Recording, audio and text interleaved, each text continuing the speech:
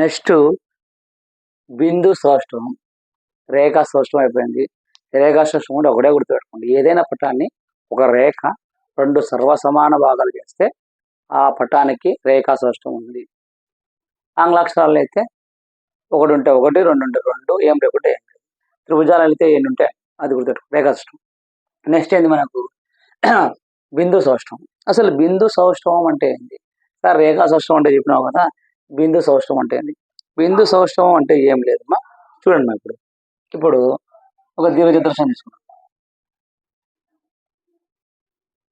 ఈ దీర్ఘచతురం బిందువు అంటారా అంటే ఈ కారణంలో ఏదో ఒకటి ఈ పాయింట్ తీసుకున్నాను.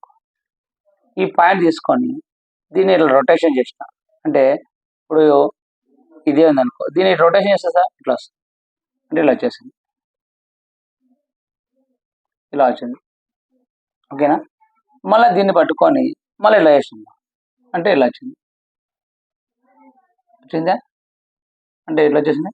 అంటే మొదటి స్థితిలోకి వచ్చిందా లేదా అంటే ఒక పటాన్ని ఒక బిందువు ఆధారంగా, అంటే ఏదైనా ఒక పటాన్ని ఒక బిందువు ఆధారంగా 180 డిగ్రీల భ్రమణం చేస్తే, భ్రమణం అంటే తిప్పడం, 180 డిగ్రీల భ్రమణం చేసిన తర్వాత అది తొలి స్థితికి అంటే మొదటి స్థితికి ఆర్ మొదటి పోలిక, అంటే ఇది ఏ పోలిక ఉందో ఆ పోలిక వస్తే ఆ పటానికి బిందు సౌష్ఠవం ఉంది అని అర్థం. గుర్తుపెట్టుకోండి. ఇప్పుడు ఈ పటం ఉంది, ఇది పటం అనుకోండి, ఇక్కడ ఒక పాయింట్ ఉంది, ఆ పాయింట్ పట్టుకొని వేసానంటే దీన్ని ఇలా రొటేట్ చేసిన అంటే మనకు తెలుసు ఇలా ఉంటే లంబం 90 డిగ్రీస్, అంటే ఇక్కడ నుంచి ఇక్కడ రానికి ఎంత అవుతుంది 90 డిగ్రీస్. దీని ఇలా ఉంది కదా, ఈ పటాన్ని నేను వేసంటే ఇలా తిప్పినాను, ఇక్కడ 90 డిగ్రీస్. అంటే ఇదేమో ఇలా ఉంది, సేమ్ ఉందే, సేమ్ లేదు.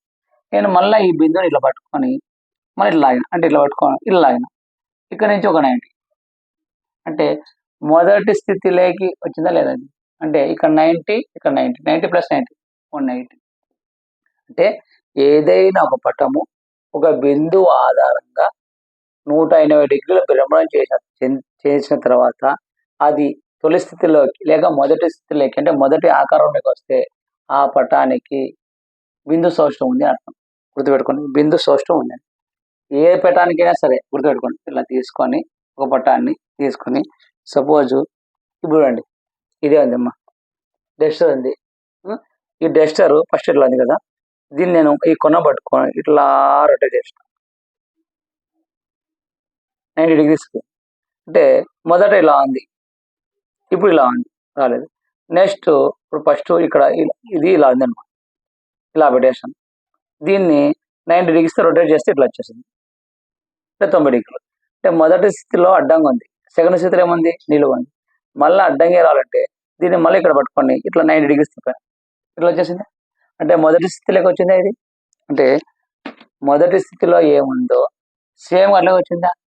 అంటే ఎన్ని డిగ్రీలు వేస్తే 180 డిగ్రీలు చేస్తుంది. అదే మా బిందు సౌష్ఠవం అంటే.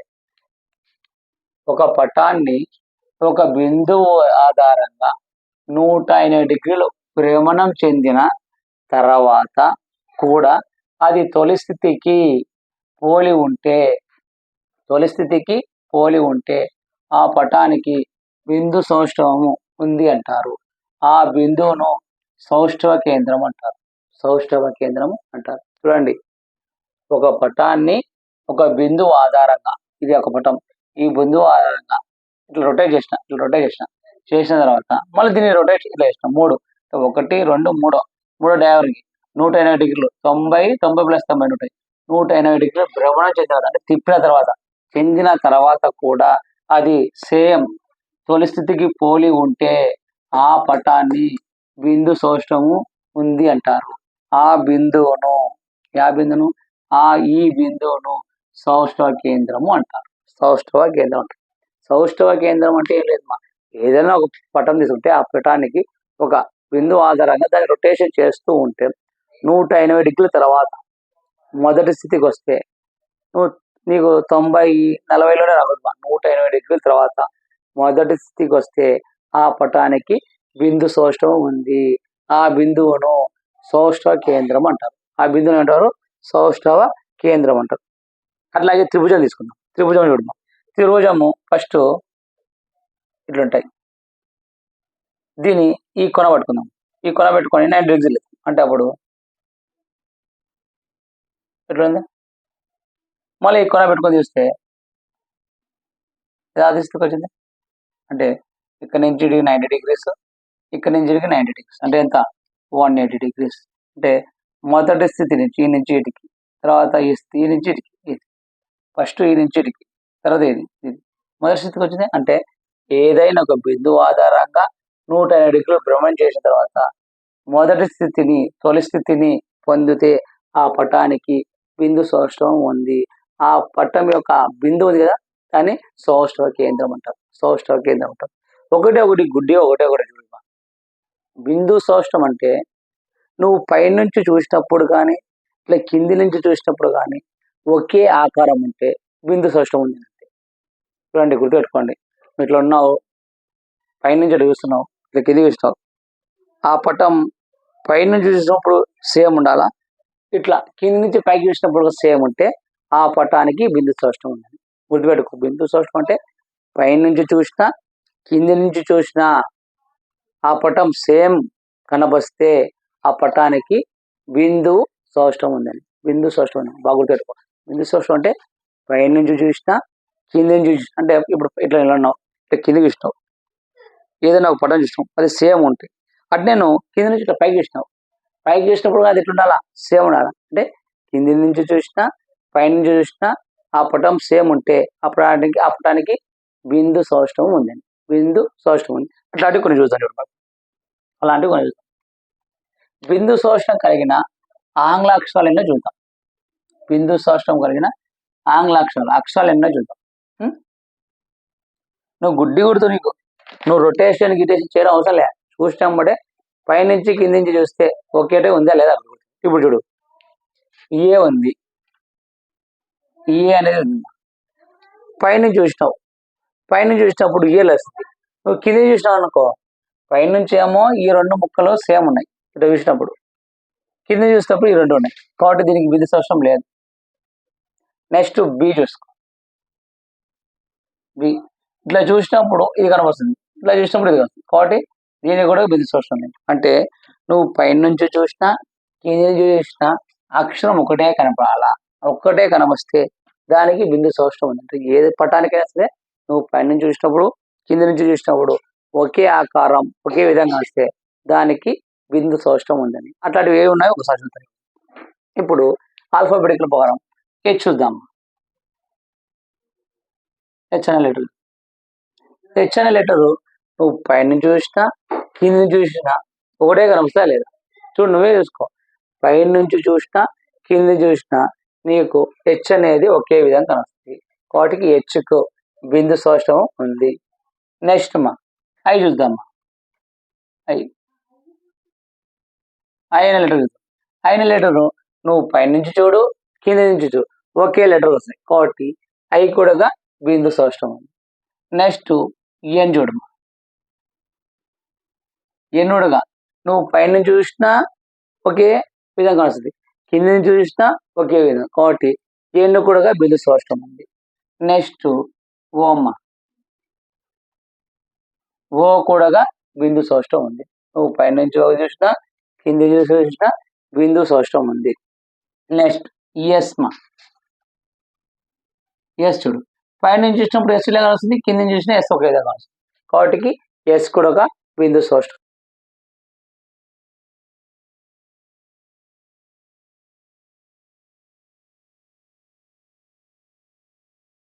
నెక్స్ట్ భ్రమణ సౌష్ఠవం. లాస్ట్ మూడోది భ్రమణ సౌష్ఠవం. భ్రమణ సౌష్ఠవం కన్నా మీకు ఏం చెప్పాను, సౌష్ఠవ కేంద్రం అని చెప్పాను కదా.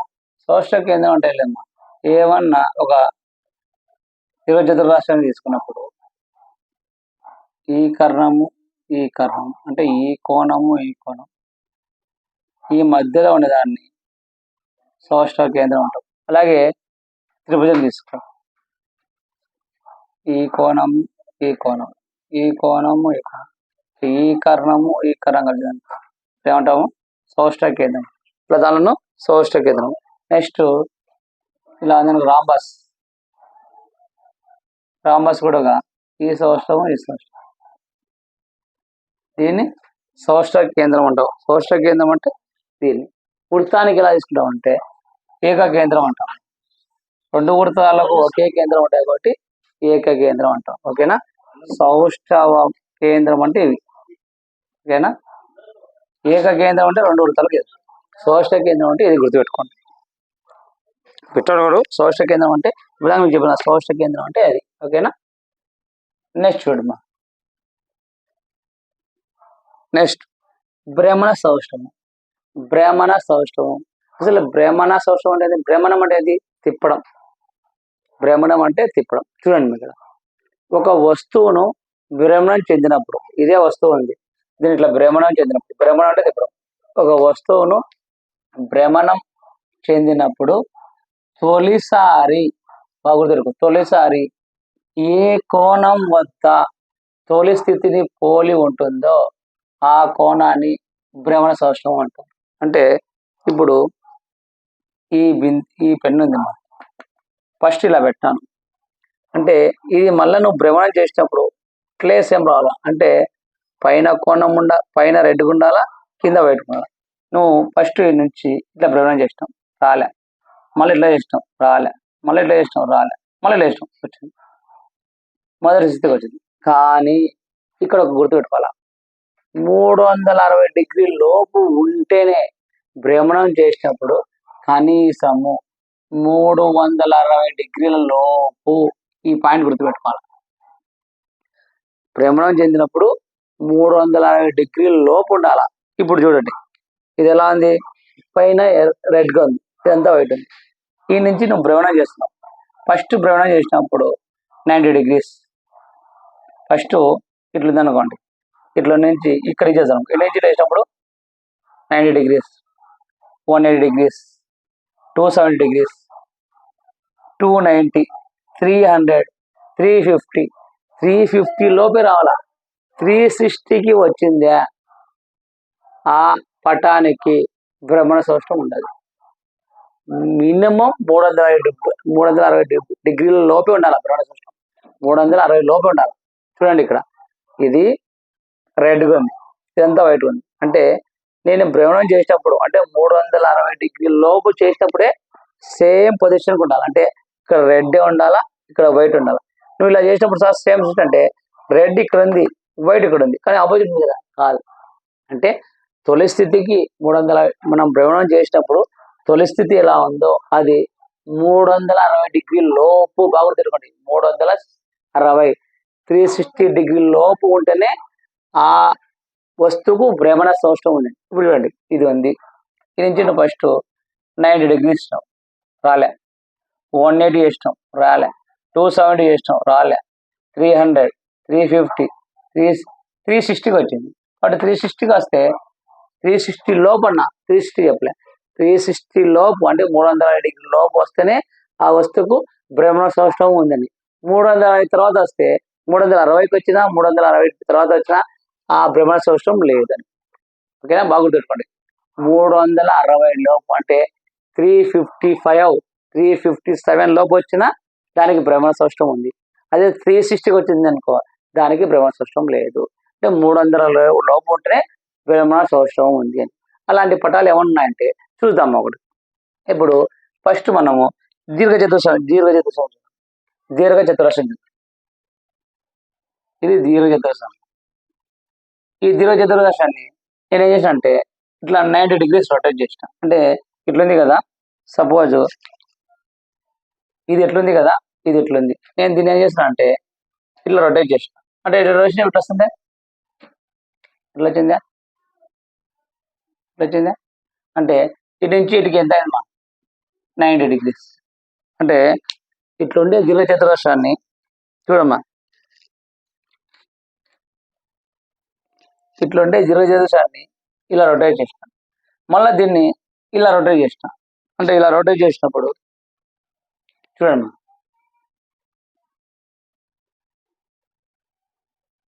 ఇలా రొటేట్ చేస్తాం. ఓకేనా, మనం గీయడంలో కొంచెం అట్లా ఎక్కువ తగులుంటాయేమో దాన్ని. అంటే ఇక్కడ నుంచి 90 డిగ్రీస్, ఇక్కడ నుంచి ఇక్కడికి 90 డిగ్రీస్ అంటే మొత్తం టోటల్ ఏందమ్మా 180 డిగ్రీస్. అంటే దీర్ఘచతురస్రము తొలి స్థితి రావడానికి ఎన్ని డిగ్రీలు పడింది? 180 డిగ్రీలు. అంటే 180 డిగ్రీలు అంటే 300 డిగ్రీల లోపే కదా. కాబట్టి దీనికి భ్రమణ సౌష్టం ఉంది. ఏ దానికి? దీర్ఘ చతురస్రానికి భ్రమణ సౌష్టం ఉంది. భ్రమణ కోణం ఉంది. ఎక్కడుంది? 180 డిగ్రీల దగ్గర దీర్ఘ చతురస్రానికి భ్రమణ కోణం ఉంది 300 డిగ్రీలోకి. నెక్స్ట్ ఇంకోటి చూద్దాం. నెక్స్ట్ చతురస్రం చూద్దాం.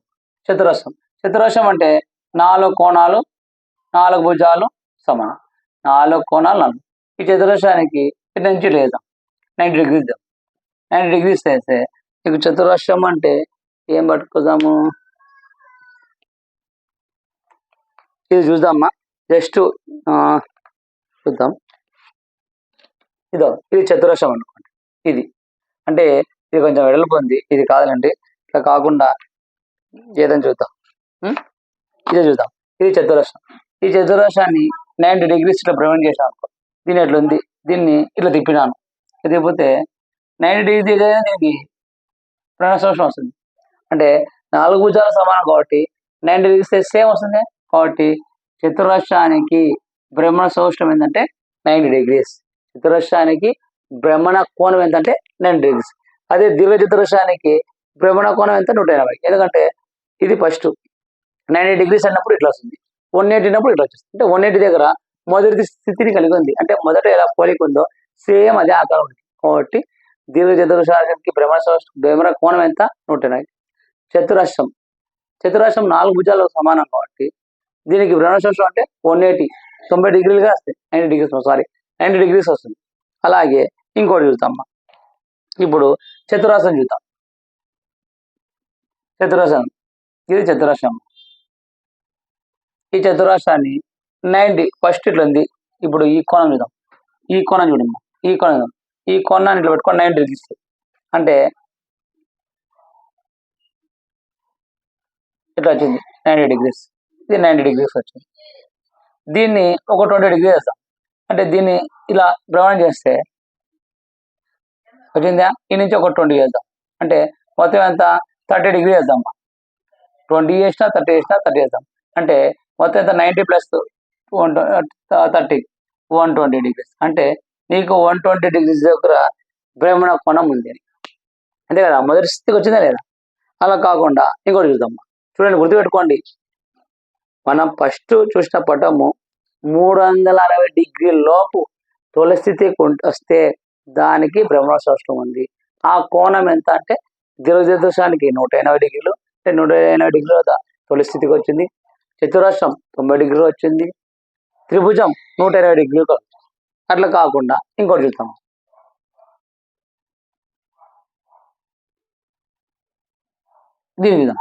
దీనికి భ్రమణ సౌష్టం ఉందా లేదా?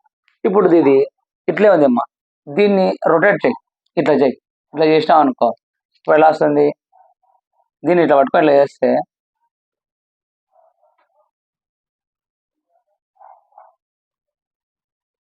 ఇలా వచ్చింది. అంటే 90 డిగ్రీలు. ఓకేనా? నెక్స్ట్ దీన్ని ఇలా ఎదుగుతాం 180 డిగ్రీలు. కింద వేస్తామమ్మా. ఇట్లా కింద వచ్చినప్పుడు ఇట్లా వచ్చిందమ్మా. కింద నుంచి 90 నుంచి 180కి వచ్చింది. మళ్ళీ దీన్ని ఇంకొక 90 ఇస్తే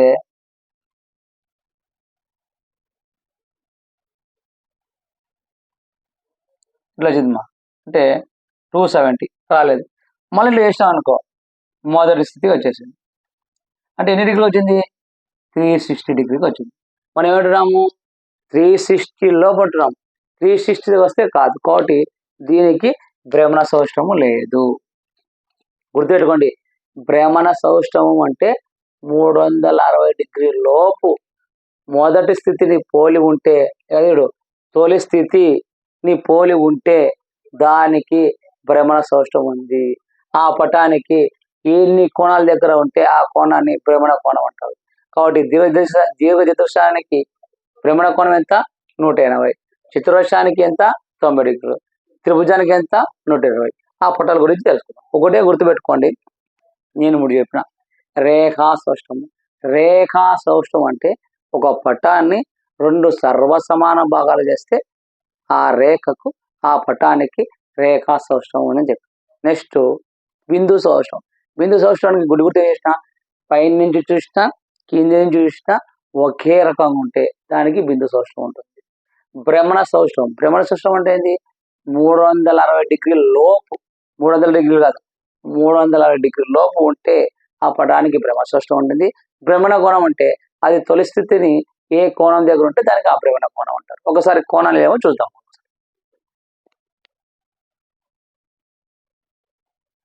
చూడండి మా, ఇప్పుడు దాకా మనం భ్రమణ సౌష్టం చెప్పినాం. భ్రమణ కోణం అనేది అంటే ఆ పటం అది ఫస్ట్ స్థితికి మళ్ళీ ఎప్పుడు వస్తాయో ఆ కోణాన్ని భ్రమణ కోణం. ఇక్కడ కొద్దిగా చూద్దాం. పటము భ్రమణ సౌష్ట కోణం. దీర్ఘచతురస్రం. దీర్ఘచతురస్రం అంటే ఇదే కదా ఇది. ఈ దీర్ఘచతురస్రానికి భ్రమణ కోణం అంటే అది ఎన్నిసార్లు రొటేషన్ అయిన తర్వాత మొదటి స్థితికి వస్తాయంటే 180 డిగ్రీల దగ్గర. అంటే 180 డిగ్రీల దగ్గర అది మొదటి స్థితికి వస్తుంది. అలాగే సమాంతర చతుర్భుజం. సమాంతర చతుర్భుజం ఉండగా అది భ్రమణం చేస్తే 180 డిగ్రీల వద్ద తొలి స్థితికి వస్తుంది. Next rhombus. రాంబస్ కూడా భ్రమణ సౌష్ట కోణం ఎంత? 180. అంటే 180 డిగ్రీల వద్ద అది మొదటి స్థానానికి వస్తుంది. నెక్స్ట్ చతురస్రం. చతురస్రం ఆల్రెడీ చెప్పిన. చతురస్రము ఎన్ని కోణాల దగ్గర వస్తుంది? 90 డిగ్రీస్. నెక్స్ట్ సమబాహు త్రిభుజం. సమబాహు త్రిభుజం అంటే మీకు ఆల్రెడీ ఇప్పుడు తెలుసు. సమబాహు త్రిభుజం ఎన్ని వస్తుందమ్మా? 180 డిగ్రీలు. గుర్తుపెట్టుకోండి. ఇట్లయినా రోజు ఒక దీర్ఘచతురస్ర పటం ఉంది. ఆ దీర్ఘచతురస్ర భ్రమణ సౌష్టము ఏ కోణం దగ్గర వస్తుంది అంటే మొదటి స్థితి ఎన్ని కోణాలు డిగ్రీల దగ్గర దిగినప్పుడు తొలి స్థితికి వస్తుంది? 180 డిగ్రీలకు. సమాంతర చతుర్భుజం అనేది 180. ఈ మూడు సేమ్ గుర్తుపెట్టుకోండి. ఈ మూడు సేమ్. ఎందుకు? దీర్ఘచతురస్రము 180 డిగ్రీల దగ్గర వస్తుంది, సమాంతర చతుర్భుజం 180 డిగ్రీలు వస్తుంది, రాంబస్ 180 వస్తుంది. ఇంకా నువ్వు రెండే గుర్తుంది. చతురస్రం 4 భుజాల సమానము, 4 కోణాల సమానం, ఒకటి 90 డిగ్రీస్. తర్వాత సమబాహు త్రిభుజం. సమబాహు త్రిభుజం అంటే త్రిభుజాల్లోని 3 కోణాలు మొత్తము 3 కోణాలు సమానం, కాబట్టి ఎన్ని? 180. గుర్తుపెట్టుకోండి. దీర్ఘ చతురస్రం అనేది ఏ కోణం? భ్రమణ సౌష్ట కోణం ఎంత? 180. సమాంతర చతుర్భుజం భ్రమణ సౌష్ట కోణం ఎంత? 180. రాంబస్ 3. నువ్వు 2 గుర్తుపెట్టుకో చాలు, మిగతా అవసరం లేదు. ఏది? చతురస్రము 4 భుజాల సమానము, 4 కోణాలు, కాబట్టి 90 డిగ్రీస్ చతురస్రం. త్రిభుజము 90 డిగ్రీస్. చతురస్రము 90 డిగ్రీస్. త్రిభుజము 180, 120. ఇది 90, ఇది 120. మిగిలినవి ఏంది? 180 డిగ్రీలు గుర్తుపెట్టుకుంటాయి. సౌష్టవం గురించి ఖచ్చితంగా ఒకటి వస్తుంది. 3 చెప్పాను. రేఖా సౌష్టవం. మళ్ళీ ఒకసారి చూడమా. రేఖా సౌష్టవం అంటే ఏదైనా ఒక పటాన్ని ఒక రేఖ 2 సర్వసమాన భాగాలుగా చేస్తే, సమానం వస్తే ఆ పటానికి రేఖా సౌష్టవం ఉంది. దాని గురించి మీకు చతుర్భుజం గురించి చెప్పాను, త్రిభుజాల గురించి చెప్పాను, ఆంగ్ల అక్షరాలు చెప్పాను. ఆంగ్ల అక్షరాలలో సౌష్ఠవ రేఖ ఉన్న అక్షరాలు ఎన్ని? 16. సౌష్ఠ రేఖ లేని అక్షరాలు ఎన్ని? అవి 16, ఇవి 10. ఆంగ్ల అక్షరాలలో 2 రేఖా సౌష్ఠ అక్షరాలు కలిగిన ఎన్ని? 4. నెక్స్ట్ నీకు బిందు సౌష్టవం. బిందు సౌష్టవం అంటే ఒకటే చెప్పిన. పైన నుంచి చూసినా కింది నుంచి చూసినా ఒకే ఆకారం, ఒకే విధంగా ఉంటే బిందు సౌష్టవం ఉంటుంది. బిందు సౌష్టంలో ఆంగ్ల అక్షరాలు ఉన్నటివి, రేఖా సౌష్టవం లేని అక్షరాలు కూడా చెప్పిన అవి. నెక్స్ట్ భ్రమణ సౌష్టవం. భ్రమణ సౌష్టవం అంటే 360 డిగ్రీల లోపు ఉంటే దానికి భ్రమణ సౌష్టవం ఉంది. ఆ భ్రమణ సౌష్టవం ఉంటే ఆ భ్రమణ కోణం ఎంత అంటే 360 డిగ్రీల లోపు ఆ పటం ఏదైనా సరే మొదటి స్థితిని కలిగి ఉంటే ఆ కోణం చూపిస్తుంటే ఆ కోణాలు. ఈ ఆల్మోస్ట్ సౌష్టవం గురించి క్లియర్గా మొత్తం ఇంతేమ్మా. దీని నుంచి ఏ బిట్ అడిగినా పరిమాణం అని ఉంది, పరిమాణం కూడా 90% అదే వస్తుంది. ఓకేనా? యాక్చువల్లీ ఇంకా దీనిలో నుంచి మీకు బిట్టు ఖచ్చితంగా క్లియర్ పోదు. సౌష్టవం కంప్లీట్ అయిపోయిందమ్మా. నెక్స్ట్ కొత్త చాప్టర్ చెప్తాను, కొత్త టాపిక్. ఆ టాపిక్ చూసుకోండి, ఒకసారి నోట్ చేసుకోండి.